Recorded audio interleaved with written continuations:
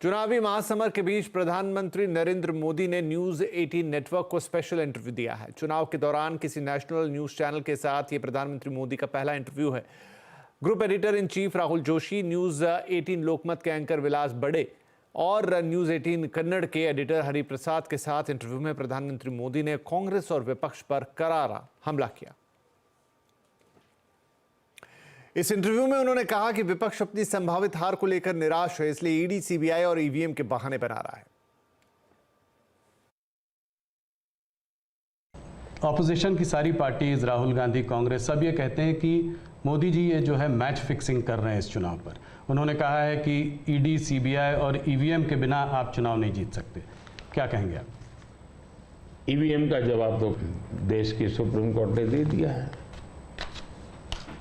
और 2014 में इनके पास ईडी थी, इनके पास सीबीआई थी, तो हार क्यों गए भाई? मेरे होम मिनिस्टर तक को जेल में डाल दिया था, तो हार क्यों गए वो? अगर ईडी सीबीआई से चुनाव जीते जाते तो ईडी सीबीआई का काम तो इतने सालों तक कांग्रेस ने किया है, वो जीत जाते हैं जी। और इतना बड़ा देश एक म्यूनसिपैलिटी का चुनाव फिक्स नहीं कर सकते भाई, जरा करके देखो। ये संभव होता है क्या फिक्सिंग? क्या दुनिया को मूर्ख बना। लेकिन दुख इस बात का है कि ऐसी बातें करने वालों को आप मीडिया के लोग उनको पूछने के बजाय हमको पूछते हो। मोदी जी थोड़ा सा, लेकिन इसमें एक बात चौकस है जी, मैं मानता हूं पिछले कई दिनों से इंडिया अलायंस के लोग इतने निराश हो चुके हैं कि अभी उनको बहाने ढूंढना बहुत जरूरी बन गया है, क्योंकि पराजय के बाद भी लोगों के सामने जाने के लिए उनको इसलिए मैं समझता हूँ शायद वो अभी से ये सारे तर्क ढूंढ रहे हैं कि पराजय के तर्क क्या होंगे। शायद उसी की उनकी इंटरनल एक्सरसाइज है ये कि आज उत्तर प्रदेश की और देश का हाल ऐसा है कि बड़े बड़े नेता लोकसभा के मैदान से भाग रहे हैं, राज्यसभा का रास्ता खोज रहे हैं, और हुआ वैसा ही है। बड़े लोग चुनाव लड़ने के लिए तैयार नहीं है जी, लेकिन हम एक जिम्मेवारी के साथ काम चल रहे हैं, सबको साथ लेकर के चल रहे हैं, और मुझे पक्का विश्वास है कि अब शायद कुछ बचेगा नहीं उनका, कुछ नहीं बचेगा। 2014 से बेहतर परफॉर्मेंस होगी, उनका कुछ बचेगा ही नहीं जी। एक सवाल और, आप इसका जवाब दे चुके हैं इसलिए मैं उसको संक्षेप में पूछूंगा। ऑपोजिशन कांग्रेस सब आपके पीछे कहता है कि सरकार जो है ईडी, सीबीआई, इंटेलिजेंस एजेंसीज का इस्तेमाल कर रही है। आपने कहा है कि ईडी इंडिपेंडेंट है। सिर्फ एक सवाल यह है कि ऐसा देखा गया है कि 25 नेता का एक एनालिसिस एक न्यूज़पेपर ने की थी कि 25 नेता जब ऑपोजिशन पार्टी से बीजेपी की तरफ आ गए तो उसमें से 23 लोगों के ऊपर से जो है इस तरह के केसेस को या तो ठंडे बस्ते में डाल दिया गया या ड्रॉप कर दिया गया। इस बारे में पहली बात है, एक भी केस ड्रॉप नहीं किया गया है। जो अदालत कहेगी वही होगा, हम कोई निर्णय नहीं लेंगे, स्वतंत्र है। दूसरी बात है, पॉलिटिकल लीडरशिप के केस कितने हैं भाई? ओनली 3%। 97% अच्छे ब्यूरोक्रेट जेल में है। आखिर के इन संस्थाओं का जन्म क्यों हुआ है भाई? अगर इन संस्थाओं का जन्म इसी काम के लिए हो तो काम नहीं करेगी क्या? और अदालत इतनी बड़ी है जी, किसी को जमानत नहीं दे रही है अदालत, तो अदालत देखती होगी ना भाई। और भ्रष्टाचार के मामले में हम कम से कम उसको लाइट न ले जी। सचमुच में देश में चर्चा होनी चाहिए कि पहले एक जमाना ऐसा था आपको आरोप लगता था ना तो भी हिल जाते थे। आज गुनाह सिद्ध हो चुका, सजा हो चुकी, फिर भी आप हाथ ऊंचा कर करके फोटो निकलवा रहे हो। आप भ्रष्टाचार का महिमा मंडन कर रहे हो। इस देश में ये आलोचना का विषय होना चाहिए। भ्रष्टाचार को न्यू नॉर्मल के रूप में ट्रीट नहीं करना चाहिए, वरना इस देश का बहुत नुकसान होगा जी। ये सवाल बीजेपी और अदर्स का वाला नहीं है, देश के लिए ठीक नहीं है कि आप इसको न्यू नॉर्मल बना दें। और मैं देख रहा हूँ धीरे धीरे धीरे ऐसा वातावरण बनाया जा रहा है, हाँ ठीक है यार वो तो चलता रहता है। यही तो देश, गरीब आदमी मर रहा है जी। हमने कैसे भी करके इससे देश को मुक्त करना चाहिए, रिजॉल्व होना चाहिए कंट्री का, वो नहीं हो रहा है जी। और मैं तो मानता हूँ कि भाई देखिए, मैं जो कोशिश कर रहा हूँ, एक सिस्टम को पॉलिसी ड्रिवन बनाओ, टेक्नोलॉजी को भरपूर लाओ। आज हमने, पहले एक प्रधानमंत्री कहते थे 1 रुपया जाता है 15 पैसे पहुँचता है जी। आज मैं कहता हूँ 1 रुपया जाता है पूरे 100 पैसे पहुँचते हैं, डायरेक्ट बेनिफिट ट्रांसफर। क्यों? सिस्टम को सुधारो भाई। हमने जेम पोर्टल बनाया, करप्शन को कम करने की दिशा में हमारा बहुत बड़ा कदम है जी। दूसरा, समाज को भी जगाओ, समाज को भी आदत डालो कि भाई भ्रष्टाचार बुरा है, किसी भी स्तर पर भ्रष्टाचार से मुक्त रहना चाहिए। और देश में वो वातावरण बन रहा है, पॉलिटिकल लोगों को डर नहीं है। और मैं मानता हूँ उसमें कुछ मात्रा में ये जो सिर्फ हमारा विरोध है इसलिए उनका समर्थन कर देना, ये शोभा नहीं देता है भाई। विपक्ष प्रधानमंत्री मोदी पर पर्सनल अटैक करता है तो वो इसे कैसे लेते हैं? हमारे सवालों के जवाब में प्रधानमंत्री मोदी ने कहा कि वो देश की जनता के लिए काम करते हैं। मोदी जी, एक आध पर्सनल सवाल आपसे करना चाहूँगा। आपने बहुत इलेक्शन देखे हैं, आप गुजरात में लंबे समय रहे हैं, ये आपका तीसरा चुनाव है सेंटर में। मैंने देखा है कि समय समय पर चुनाव से आप पर पर्सनल अटैक अक्सर होते जाते हैं। कहीं पे कभी बोला जाता है मोदी को गोली मार दो, कभी बोला जाता है सर फोड़ दो। अभी हाल फिलहाल में राहुल गांधी ने भी आप पर आपको कुछ ऐसे शब्द बोले हैं जो कि पर्सनल अटैक के तौर पर उनको भी देखा जा सकता है। ये ऐसा मोदी के साथ क्यों होता है?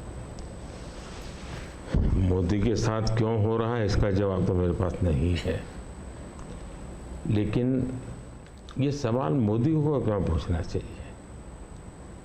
ये सवाल इस देश में चर्चा का होना चाहिए कि सार्वजनिक जीवन में आखिर मोदी का गुनाह क्या है? वो पीएम बना वही गुनाह है ना। मतलब आप जो भी गाली देते हैं प्रधानमंत्री को दे रहे हैं। अब प्रधानमंत्री को इस प्रकार से सर फोड़ देंगे या कभी मेरी माँ को गाली देना, कभी ये।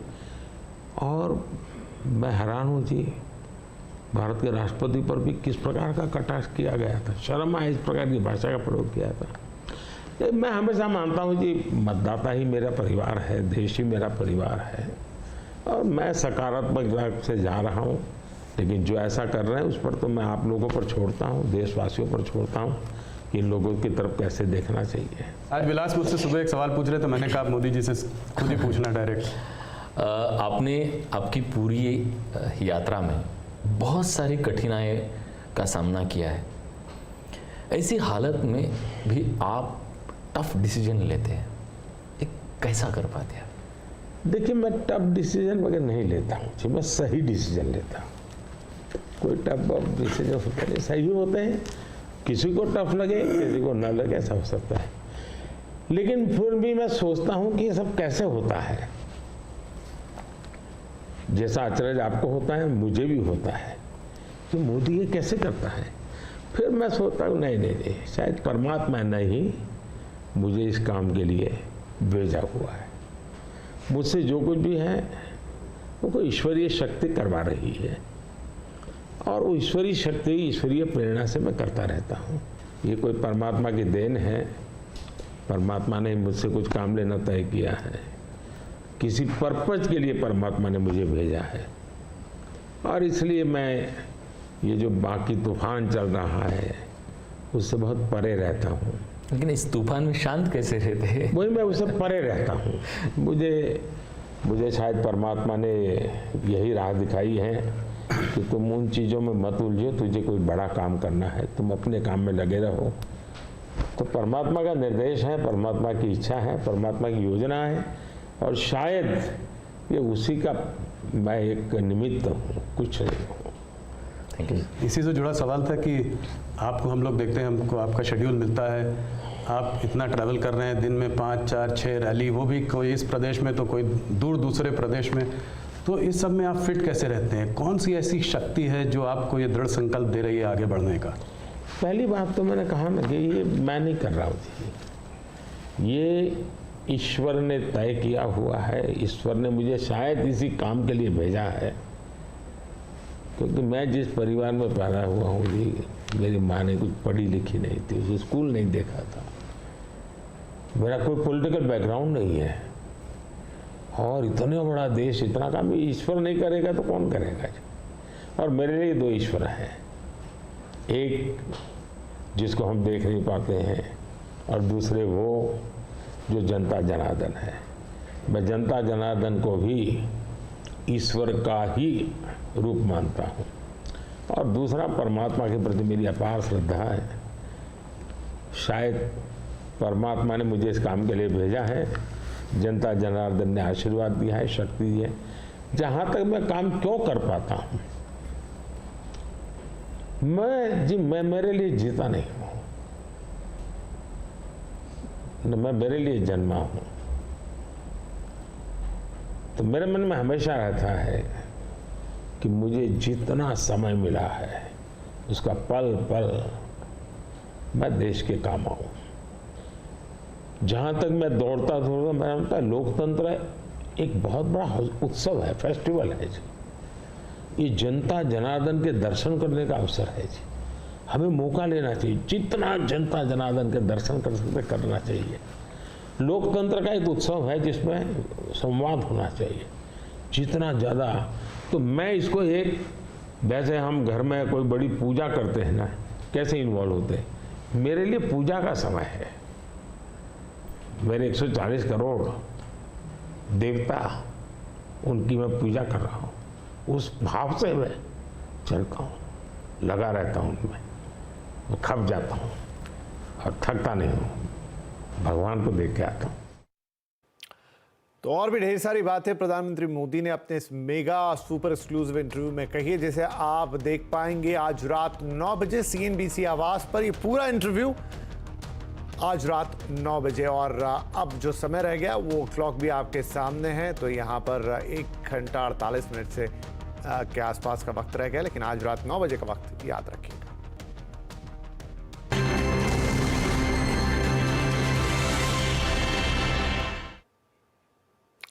लोकसभा चुनाव के 5वें चरण के लिए नामांकन का दौर शुरू हो गया। आज बीजेपी उम्मीदवार और रक्षा मंत्री राजनाथ सिंह ने लखनऊ लोकसभा सीट से नामांकन दाखिल किया।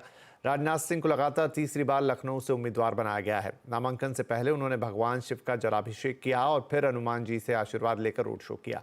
इस दौरान राजनाथ सिंह के साथ यूपी के मुख्यमंत्री योगी आदित्यनाथ और उत्तराखंड के मुख्यमंत्री पुष्कर धामी भी मौजूद रहे। लखनऊ से समाजवादी पार्टी ने रविदास मेहरोत्रा को चुनाव मैदान में उतारा है। बीजेपी उम्मीदवार और केंद्रीय मंत्री स्मृति ईरानी ने भी अमेठी लोकसभा सीट से नामांकन दाखिल कर दिया है। नामांकन से पहले स्मृति ईरानी ने मंदिर में पूजा की और रोड शो किया। इस दौरान मध्य प्रदेश के मुख्यमंत्री मोहन यादव उनके साथ मौजूद रहे। वैसे तो अमेठी सीट कांग्रेस का गढ़ रही है, लेकिन 2019 में स्मृति ईरानी ने अमेठी से राहुल गांधी को बड़े अंतर से हरा दिया था। इस बार भी कांग्रेस अभी तक अमेठी से अपना उम्मीदवार घोषित नहीं कर पाई है।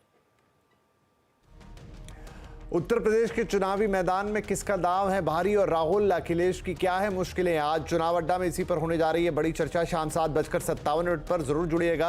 आज के चुनाव अड्डा में उत्तर प्रदेश क्या है संदेश। इधर केंद्रीय गृह मंत्री अमित शाह के गुमराह करने वाले वीडियो पर हंगामा हो गया है। दिल्ली पुलिस ने तेलंगाना के सीएम को समन भेजा है। उन्हें साइबर सेल के सामने हाजिर होने को कहा है। सोशल मीडिया वेबसाइट एक्स पर रेवंत रेड्डी ने अमित शाह का एक एडिटेड वीडियो शेयर किया था। वहीं असम पुलिस ने कांग्रेस कार्यकर्ता को गिरफ्तार कर लिया है। दिल्ली पुलिस ने इस मामले में कई लोगों पर केस दर्ज किया है। गृह मंत्रालय ने इस मामले में शिकायत दर्ज कराई है। इस वीडियो में अमित शाह के एक बयान को दिखाया गया है जिसमें वो कहते हुए सुनाई दे रहे हैं, अगर भारतीय जनता पार्टी की सरकार बनेगी तो एक गैर संवैधानिक SC ST और OBC का है उस रिजर्वेशन को हम समाप्त कर देंगे। वहीं अमित शाह का कहना है कि वीडियो को गुमराह करने के लिए बनाया गया है। इसके जरिए गलत तरीके से बातों को रखा गया है।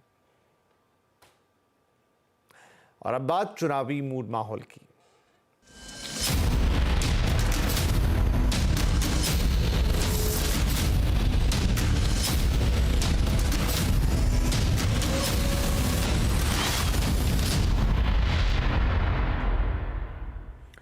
देश की राजधानी दिल्ली की नई दिल्ली लोकसभा सीट पर इस बार चुनावी मुकाबला कड़ा है। यहां बीजेपी और आम आदमी पार्टी के उम्मीदवार आमने सामने हैं। आम आदमी पार्टी ने अपने अनुभवी नेता और मौजूदा विधायक सोमनाथ भारती को टिकट दिया है, तो वहीं बीजेपी ने युवा चेहरे को तरजीह देते हुए बांसुरी स्वराज को मैदान में उतारा है। नई दिल्ली में कैसा है चुनावी मूड, माहौल, जायजा ले रहे हैं हमारे संवाददाता आलोक प्रियदर्शी।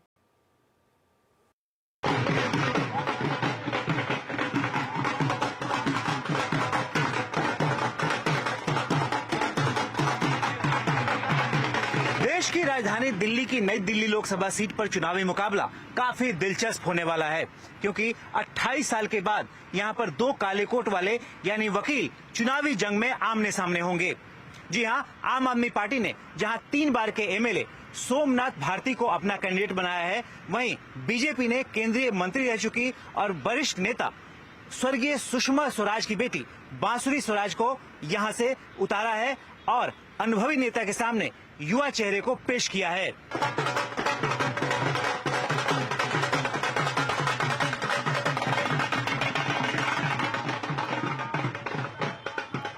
नई दिल्ली लोकसभा सीट के करोलबाग इलाके में इस वक्त बांसुरी स्वराज, जो कि यहाँ की प्रत्याशी है बीजेपी की, चुनाव प्रचार जनसंपर्क अभियान में निकली हुई हैं। मैम, सबसे पहले बताइए, जो कार्यकर्ताओं का जोश खरोश देख के आपको कैसा लग रहा है? जी, जाहिर सी बात है कि कार्यकर्ताओं का जोश और जनता का अगाध विश्वास देखकर मोदी जी की जन कल्याणकारी योजनाओं पे उनका जो आशीर्वाद हम सब पर बरस रहा है, वही तो एक प्रत्याशी की ऊर्जा होती है। वैसे नई दिल्ली सीट के लिए अगर आपके मन में अगर कुछ प्लानिंग हो तो अगर 1 2 3 करके आप शेयर करना चाहे तो शेयर कर सकती हैं। क्या प्रायोरिटी है आपकी? देखिए, सबसे पहले तो वैसे ये नेशनल चुनाव है, इसलिए यहाँ पर राष्ट्रीय मुद्दे होते हैं और मोदी जी की जन कल्याणकारी योजना और 1 दशक का काम, इतना अनप्रेसिडेंटेड लेवल ऑफ डेवलपमेंट हुई है भारत में कि हम उस रिपोर्ट कार्ड पर जाके मोदी जी की गारंटी पे वोट मांग रहे हैं। पर एक बहुत बड़ा मुद्दा है जो दिल्ली में है, खासकर की नई दिल्ली संसदीय क्षेत्र में, वो ये है कि माननीय मुख्यमंत्री अरविंद केजरीवाल जी द्वेष की राजनीति करते हैं। उन्होंने कई ऐसी मोदी सरकार की जन कल्याणकारी योजनाएं हैं जो यहाँ पर लागू नहीं होने दी हैं, जैसे कि आयुष्मान भारत। आप जानते हैं कि आयुष्मान भारत में 5 लाख का मुफ्त इलाज का हेल्थ कवर मिलता है बेनिफिशियरी को, पर दिल्ली की जनता वंचित है क्योंकि आयुष्मान भारत केजरीवाल जी ने, माननीय मुख्यमंत्री जी ने दिल्ली में लागू नहीं होने दी। मोदी जी ने संकल्प लिया है कि अपने अगले कार्यकाल में आयुष्मान भारत के एम्बिट में सभी हमारे जो वरिष्ठ भारतीय जो 70 बरस की उम्र से ऊपर हैं, वे सारे बुजुर्ग आयुष्मान भारत में होंगे, शामिल होंगे। लेकिन अगर आयुष्मान भारत दिल्ली में लागू नहीं होगी तो हमारे वरिष्ठ भी वंचित रह जाएंगे। इसलिए मैंने ठान ली है, यदि जनता जनार्दन सेवा का मौका देती है तो मैं अथक प्रयास करूंगी, चाहे मुझे कानूनी दरवाजा क्यों नहीं खटखटाना पड़ा, लेकिन मोदी जी की गारंटी और मोदी जी की ऐसी जन कल्याणकारी योजनाएं जिन्हें माननीय मुख्यमंत्री जी दिल्ली में लागू नहीं होने दे रहे, उनका भी बेनिफिट यहां पर पहुंचाने के अथक प्रयास करूंगी। चलिए, देखिए, आपके साथ जन समर्थन भी साथ है, आपके साथ लीगेसी भी है, युवा जोश भी है, लेकिन एक चीज है कि जो आम आदमी पार्टी के यहाँ से कैंडिडेट हैं वो अनुभवी भी हैं और यहाँ के सिटिंग एमएलए भी हैं, तो ये चुनौती कितनी कड़ी रहने वाली है? बाबा सोमनाथ का आशीर्वाद तो श्री नरेंद्र मोदी जी के सिर पर है, सामने कोई भी सोमनाथ खड़े हो जाए फर्क नहीं पड़ता। अब की बार फिर एक बार मोदी सरकार।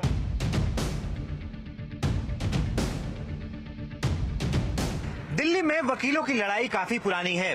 बीजेपी की वरिष्ठ नेता और अधिवक्ता सुषमा स्वराज ने 1996 में कांग्रेस के नामी वकील कपिल सिब्बल को साउथ दिल्ली सीट से हराया था और अब बांसुरी स्वराज का सीधा मुकाबला आम आदमी पार्टी के सोमनाथ भारती से है, जो कि पेशे से वकील हैं। सोमनाथ भारती का कहना है कि असली परिवारवाद बीजेपी वाले फैला रहे हैं और अरविंद केजरीवाल की गिरफ्तारी की वजह से दिल्ली की जनता काफी गुस्से में है। नई दिल्ली से आम आदमी के प्रत्याशी सोमनाथ भारती जी इस वक्त हमारे साथ हैं।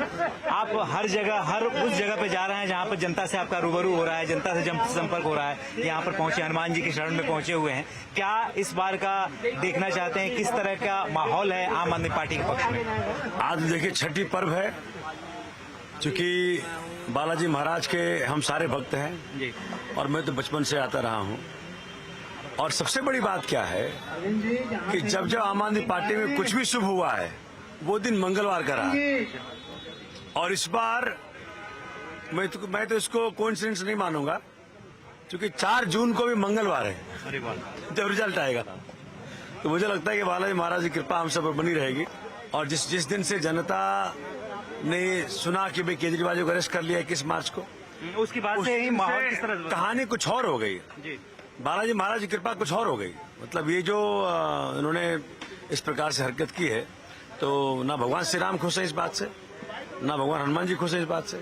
तो हर तरफ से एक ही बात चल रही है कि ऐसे लोकप्रिय नेता जिसने कि देश के अंदर काम की राजनीति की शुरुआत की, जनता के समस्याओं के समाधान की राजनीति की शुरुआत की, और उसको इस प्रकार से आप रात के अंधेरे में उठा लेते हैं, तो जनता बहुत नाराज है, बहुत दुखी है।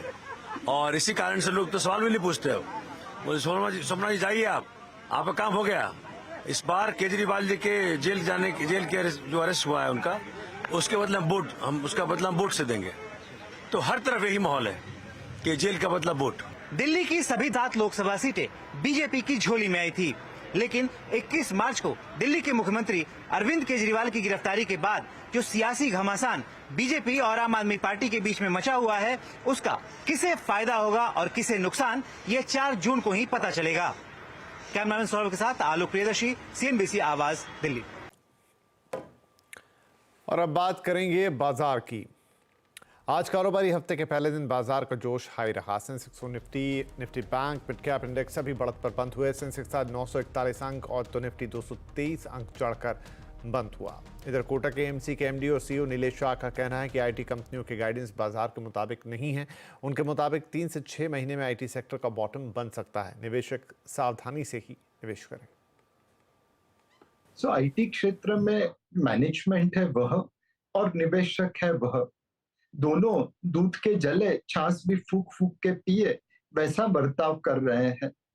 मैनेजमेंट देख रहे हैं कि इस वक्त सेल्स के ऊपर, वॉल्यूम के ऊपर बहुत सारी अनसर्टेनिटी है। निवेशकों का देखें तो उन्होंने IT क्षेत्र में जो निवेश करके रखा है वह काफी अंडर परफॉर्म कर रहा है। तो दोनों बाजू से एक कॉशियसनेस है। मुझे लगता है आने वाले 3-6 महीनों में IT क्षेत्र की बॉटम बननी चाहिए। मारुति के नतीजे मिले जुले रहे हैं। कंपनी के नतीजों पर मारुति के चेयरमैन RC भार्गव ने कहा है कि आने वाले साल में EV के एक्सपोर्ट पर भी कंपनी का फोकस रहेगा और फाइनेंशियल ईयर 2025 के पहले ही गुजरात प्लांट से वो EV का उत्पादन शुरू कर देंगे। जैसे हमने पहले भी कहा है, इलेक्ट्रिक कार्स का प्रोडक्शन गुजरात में शुरू होगा और प्रोडक्शन इस फाइनेंशियल ईयर के खत्म होने से पहले ही शुरू हो जाएगा। मगर volume production, mass volume production जो है वो शायद फाइनेंशियल ईयर में नहीं हो पाएगा और अगले शुरू में अप्रैल के बाद से होना होगा शुरू। और साथ साथ एक्सपोर्ट भी करनी है इलेक्ट्रिक व्हीकल्स। कुछ लोग तो हिंदुस्तान में इलेक्ट्रिक व्हीकल्स इंपोर्ट करने के लिए कंसेशन मांगते हैं, पर हम तो बगैर कंसेशन के भी इलेक्ट्रिक व्हीकल्स को एक्सपोर्ट करेंगे। महिंद्रा ने अपनी कॉम्पैक्ट SUV सेगमेंट में XUV 3XO को लॉन्च कर दिया है, जो पहले के मुकाबले ज्यादा बोल्ड है, मस्कुलर है और एक नई टेक फीचर्स के साथ उतरी है। इसमें और ज्यादा क्या है, खासियत बता रहे हैं हमारे संवाददाता कुमार संजय। महिंद्रा ने फाइनली अपनी कॉम्पैक्ट XUV 3XO लॉन्च कर दी है। कीमत है 7.5 लाख शुरू होती है, जो इसकी टॉप वेरिएंट है उसकी कीमत है 15.5 लाख रुपया। मैं आपको खास बात बता दूं, जो महिंद्रा XUV 3XO है वो महिंद्रा जो 300 है उसके बेस पर इसे डिजाइन किया गया है।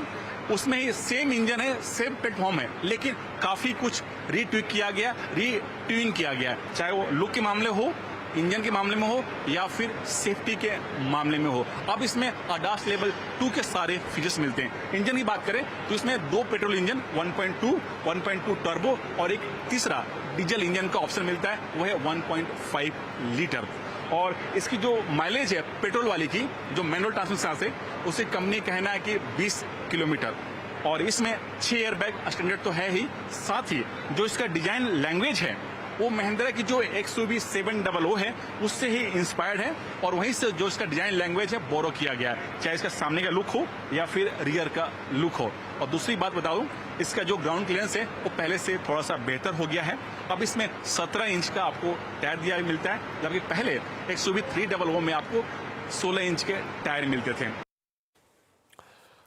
तो इस बुलेटिन में अब फिलहाल वक्त हो गया है आपसे इजाजत लेने का, लेकिन CNBC आवाज पर खबरों का सिलसिला जारी रहेगा और ब्रेक के बाद आपके लिए होगा कल का बाजार।